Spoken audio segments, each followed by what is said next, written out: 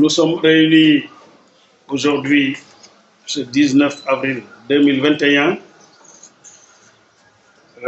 pour tenir l'opinion nationale et internationale des difficultés que vivent les impactés de l'autopont de Keur Massar. Depuis un certain temps, plus précisément depuis le 29 septembre, nous sommes ballottés de toutes parts. Parce que le 29 septembre déjà, nous avons été convoqués à la préfecture de Pikine pour conciliation, disait-on. Mais ce que nous avons vu ce jour-là n'a rien de conciliation. Parce que au début, le préfet nous a réunis et nous a tenu le langage suivant, qui avait plutôt l'air d'une menace ou d'une attitude de quelqu'un qui cherchait à faire peur aux gens, en disant vous êtes au courant de ce que l'État est en train de faire, c'est-à-dire construire le TER, le BRT et les autoponts. Et ensuite, il ajoute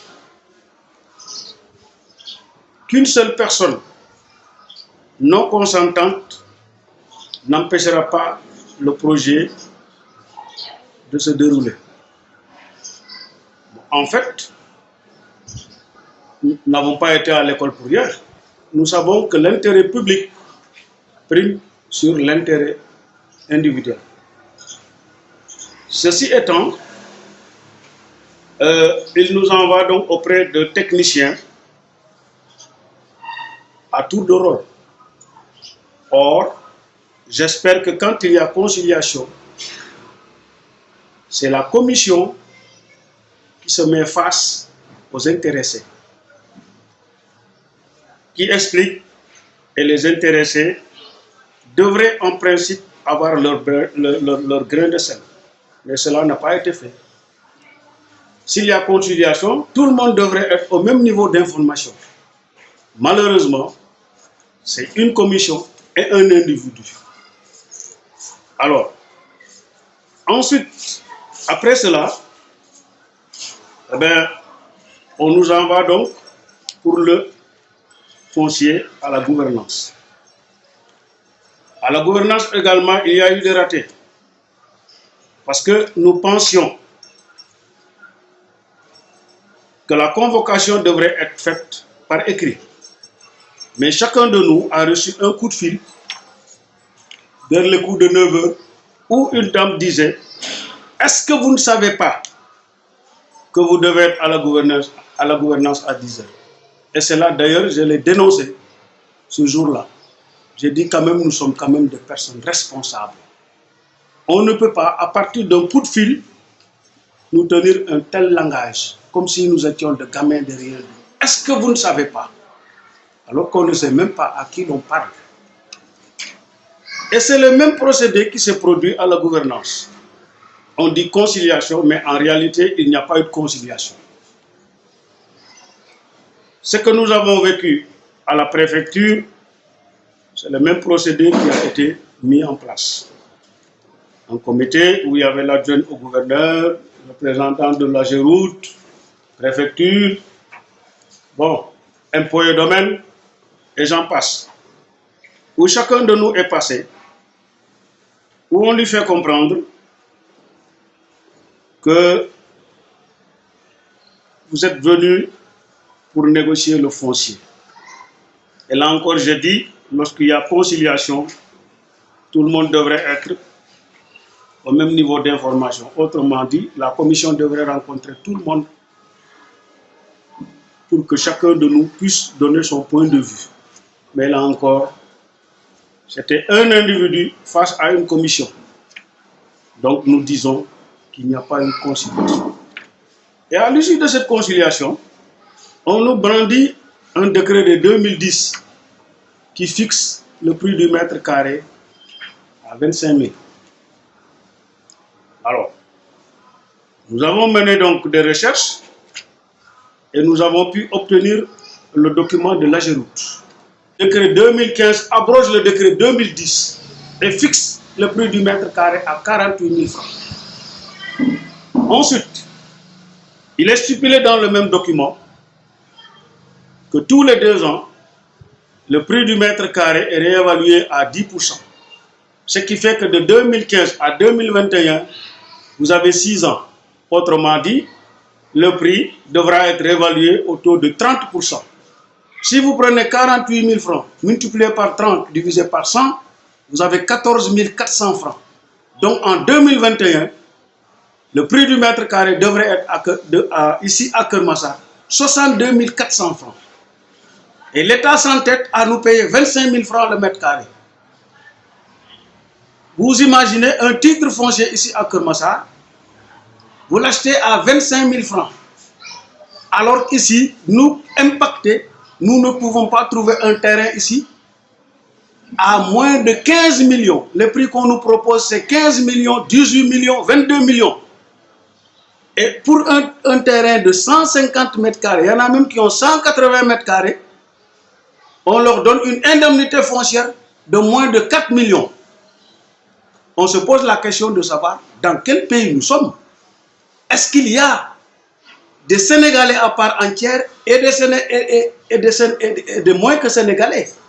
Parce que quand nous considérons les impactés du terre qui ont été grassement indemnisés, les impactés du BRT qui ont été gracieusement indemnisés, alors on ne comprendrait pas pourquoi les impactés des autoponts ne soient pas indemnisés à la hauteur de leurs attentes. Et cela, nous le dénonçons avec la plus grande énergie. Nous avons également adressé des correspondances en nous appuyant sur le document de l'AGEROUTE. Nous avons adressé une correspondance au gouverneur avec ampliation à la médiature de la République, à l'AGEROUTE, à la Fondation Droit à la Ville et à la préfecture de Pikine. Mais nous n'avons reçu aucune réponse. Et nous estimons que quel que soit Alpha, lorsque l'autorité reçoit une correspondance d'un citoyen, la moindre des choses, c'est répondre à cette lettre-là, par un oui ou par un non. Mais jusque-là, nous n'avons rien reçu. Et nous pensons que l'État ne devrait pas jeter en pâture les citoyens. Et c'est ce qui est en train de se faire. On nous a tordu le bras, on nous dit, allez-vous-en, et débrouillez-vous. Nous avons habité ici pendant plus de 30 ans avec des places d'affaires. Nous sommes tous des retraités. Et nos enfants ne trouvant pas du travail, eh bien, sont à notre charge. Lorsqu'on nous prive de ces places d'affaires maintenant, qui nous permettent un peu de jongler pour joindre les bouts, alors on nous demande, l'État nous demande d'aller mourir. Et je ne pense pas qu'un État responsable puisse agir de la sorte.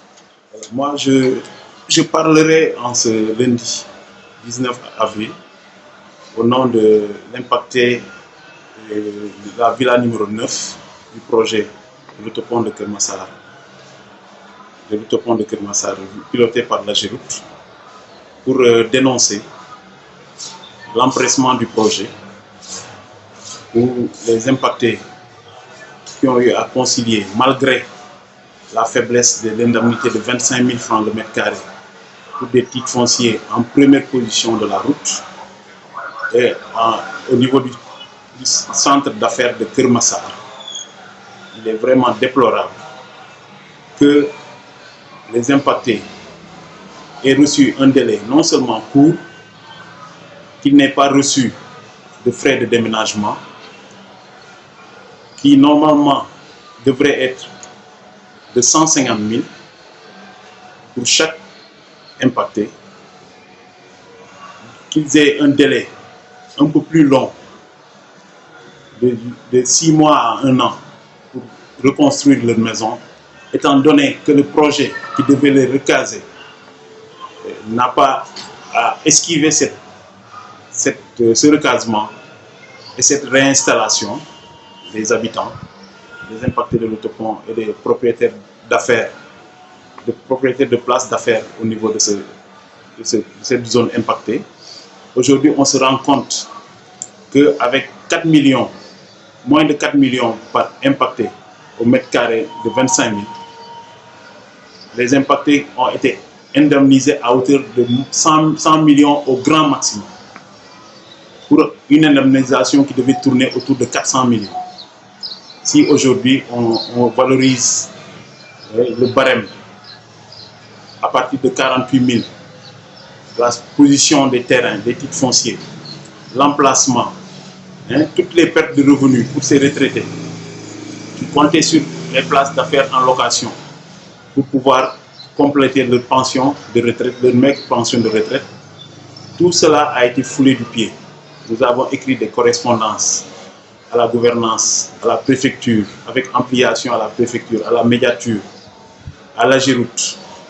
Nous avons demandé on a adressé une correspondance au maire de Keur Massar pour demander à ce que sur le foncier de Keur Massar, de la commune de Keur Massar, qu'on puisse affecter des espaces à ces impactés pour la bonne tenue du projet et pour une compensation beaucoup plus juste. Nous n'avons encore rien reçu comme réponse. Nous avons été reçus par le maire qui nous a promis de faire des démarches nécessaires auprès de l'administration centrale pour que cette possibilité-là soit prise en compte de réinstallation des impactés de l'autopont et des propriétaires de places d'affaires. Donc aujourd'hui, la situation elle est là. Les impactés seront bientôt mis à la rue, étant donné qu'un délai a été donné pour le 10 mai. Et ce délai, entre le délai de la réception des chèques pour ceux qui ont concilié et le délai de libération des emprises, il n'y a pas 60 jours. Aujourd'hui, quelqu'un qui reçoit son maigre pactole ne peut pas construire sa maison. On ne lui a pas donné des frais de déménagement, on ne lui a pas donné des frais de réinstallation, on ne l'a pas recasé. Et aujourd'hui, on te met à la rue, tu es obligé de prendre sur le maigre pactole qu'on t'a remis pour prendre une location et après cela, essayer de construire sa maison avec le restant de ce que tu as reçu. Ce que nous déplorons et nous appelons toutes les structures du forum civil, de la société civile, des ONG, les droits de l'hommiste à venir se joindre et à défendre ce combat.